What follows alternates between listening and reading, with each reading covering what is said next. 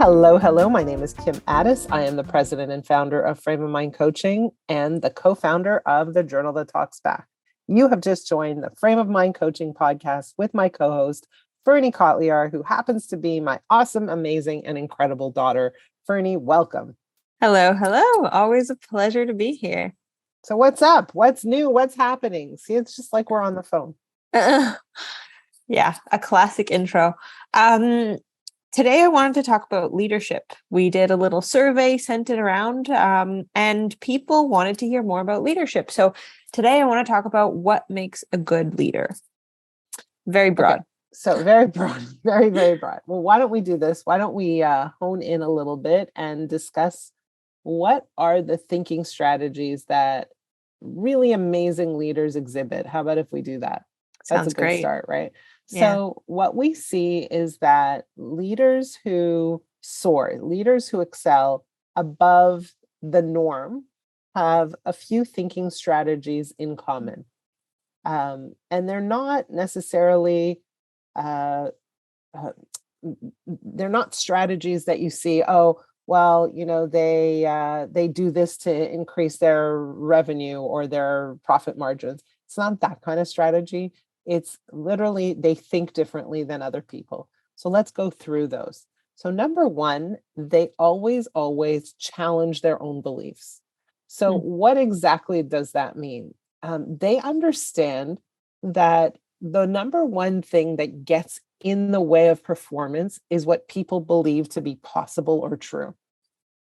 And so every time they get stuck on something, every time there's a challenge, every time there's a conflict, every time there's any kind of adversity, they ask themselves the following question: what do I believe that's causing me to feel stuck? What are the beliefs I have about this person, this situation, this challenge? What are my beliefs? And are those beliefs in fact true?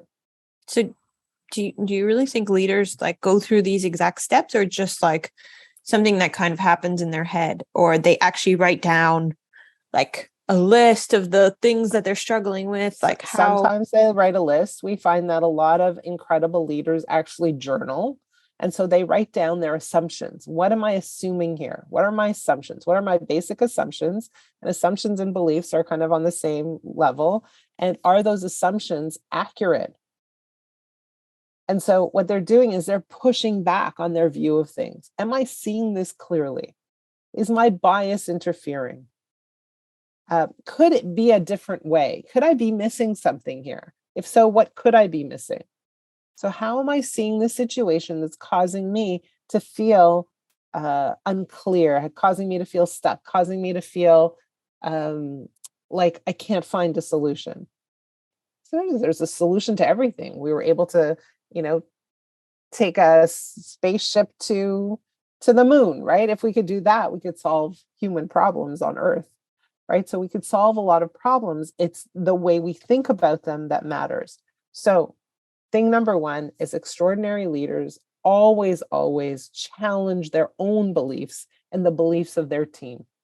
Okay, so that's thing number one. So when a team says, no, it's impossible for us to perform, the leader will say, oh, well, I don't believe something's impossible. Let's look at it again. Let's think about what's making this so hard. What are our basic assumptions we're making here? What beliefs do we have? And let's see if those are really real. Let's press on them and poke and prod and see if perhaps we can think about this differently. So that's thing number one.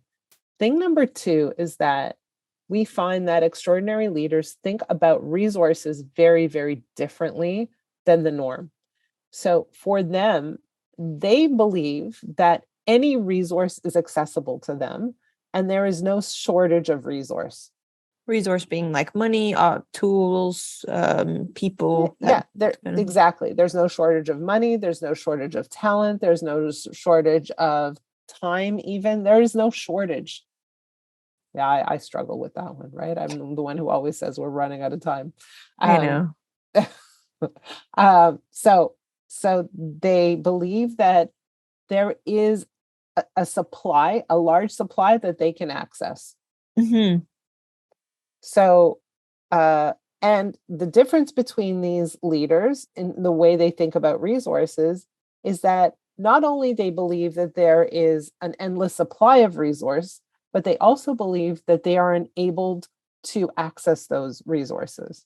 Mm-hmm. So if I need money, there's a place for money. I don't need to be a special person. I don't need to have a lot of money myself. I don't need to have a special degree, or I don't need to be in the right circles. I know that there's money out there, and I know that I'm entitled to tap into that source of money. So there's a feeling like I can have the resources that I need, and I deserve to have them. A lot of people feel like, who am I to build a big business? Who am I to get a loan from a bank? Who am I to get an investor? Who am I? Right? I'm not important. I'm not significant enough, not smart enough, good looking enough, whatever, right? I'm not enough. And so these people don't feel that way. They feel like, yes, I'm enough. I'm just as good as the next guy or the next woman. Why not?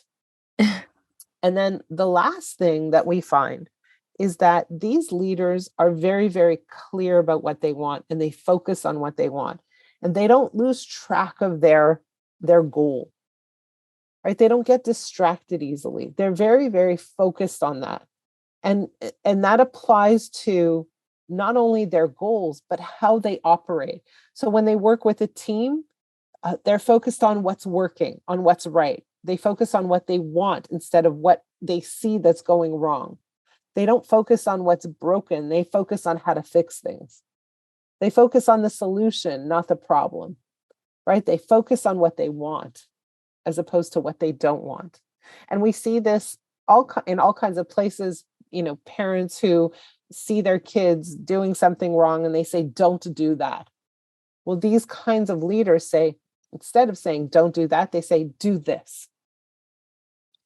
Right? So they're always focused on where they're going, like, single-mindedly, as opposed to where they have been and what hasn't worked with that. So they say, okay, this didn't work. Where are we going now? They look ahead of themselves instead of behind. Mm-hmm. So those are the three really big differentials when we look at amazing leaders and how they operate. So just to kind of sum up what you've said, the first one was they challenge their own beliefs and they challenge the belief of others. The second was that they have resources accessible to them. They believe that they have resources accessible to them, that there's an abundance of these resources and that they can tap into them.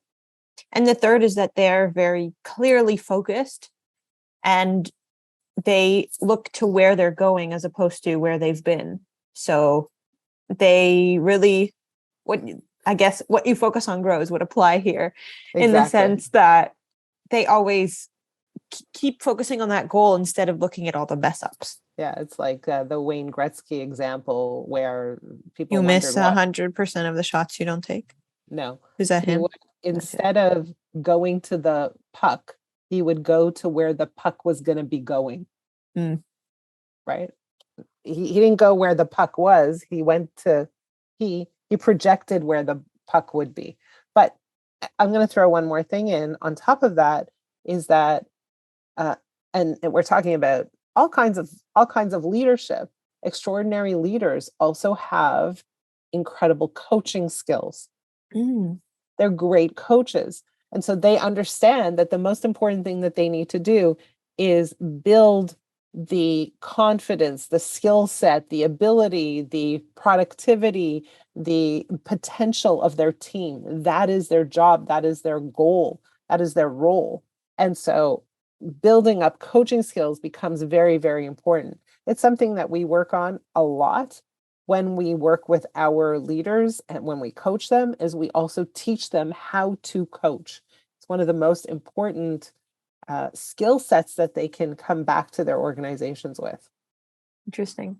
And do you have an example of how it's, coaching someone, teaching them this skill set? How has that shifted their organization? If you have an example, it's massive. There's a trickle down effect when you can have a coaching conversation with an employee. You can understand what's holding them back and help them move that out of the way. So what you're doing is you're dramatically helping your team to increase their performance and removing some of the thinking traps, some of the thinking barriers that interfere with performance. So a lot of times we believe in the world that performance or a lack of performance is due to skill, knowledge, education, attitude, etc. But there's no person who doesn't want to succeed. And so what is the greatest barrier of performance is a thinking problem, right? We can learn skills, we can, when we're in a good environment, when there's a good culture, when we're acknowledged and recognized, all of that attitude improves. Yeah. When we're seen in a good light. When we're seen in a poor light, what happens? Our attitude starts to diminish. And speaking of skill sets, do you think that anyone is not coachable, but is anybody able to be a coach, or is it only certain type of people? No, I think many people can learn coaching skills 100%. I think there's no one that would not benefit from learning coaching skills. There are some coaches that are naturally better than others, for sure, but I think there is no one who would not benefit from coaching skills and understanding the approach, the rationale, the philosophy, the process of coaching, I think is extremely important for any leader to learn. Is anybody coachable? No, not everybody's coachable. Some people are not, and that's okay. Fair enough. Yeah. Good discussion about leadership. Yeah, thank you for sharing your top 3 tips. My top 3 leadership thinking strategies. If you are a leader and you are struggling, if there's something going on in your world where you do not feel at peace, where you feel a sense of frustration, where maybe the people on your team aren't all rowing in the same direction, where you feel stressed, where you feel overworked, where you feel like, you can't hand things off to your team members, it's a good time to have a discussion with a coach. Please reach out to us. Please go to frameofmindcoaching.com and sign up for a complimentary coaching call with one of our team members. Could even be me. Please do that. I'd love to hear from you. And if you want to talk to me directly, you can reach me at kim@frameofmindcoaching.com. Ferne, how do people reach you? Please email me as well. That's fernekotlyar@live.com. All right. Until we see you next week. Have a good one. Bye.